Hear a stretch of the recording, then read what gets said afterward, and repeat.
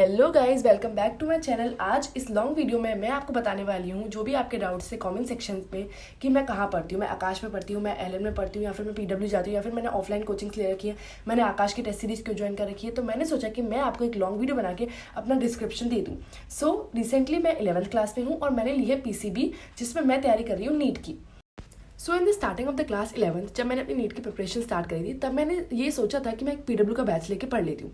But फिर मेरे मन में ख्याल आया कि मैं ऑनलाइन नहीं पढ़ पाऊंगी, तो मैंने वो बैच नहीं लिया था और मैंने ऑफलाइन कोचिंग ज्वाइन कर ली थी। बट मैंने फिजिक्स की कोचिंग जो थी वो बहुत जगह ढूंढी थी, लेकिन मुझे कहीं भी फिजिक्स की कोचिंग समझ नहीं आ रही थी।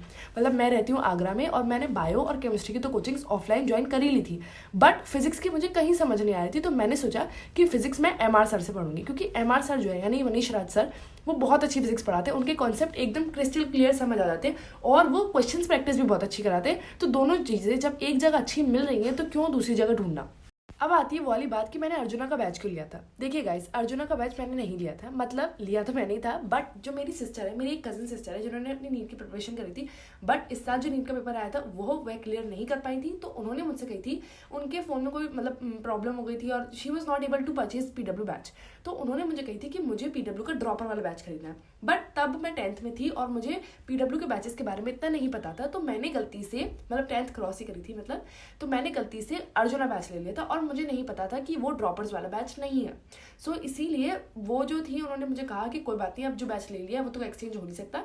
तो हमने फिर वही बैच रख लिया और तब तक मेरे पास वही रखा हुआ है। तो एक इंपॉर्टेंट बात, अगर किसी को भी मुझसे मेरा अर्जुना बैच एक्सचेंज करना हो और ड्रॉपर वाला बैच मुझे देना हो, तो यू कैन एक्सचेंज इट और मैं आपको बिल्कुल दे दूँगी। मतलब आप मेरा रख लीजिएगा बैच और मैं आपका बैच रख लूँगी, क्योंकि मेरी वो दीदी को काम आ ही जाएगा। बट पीडब्ल्यू के टीचर्स ना बहुत अच्छा पढ़ाते हैं, लेकिन मेरे पास इतना टाइम नहीं है कि मैं ऑफलाइन कोचिंग्स भी जाऊँ, ऑनलाइन भी पढ़ूँ, तो इसीलिए मैं पीडब्ल्यू के टीचर से पढ़ नहीं पाती।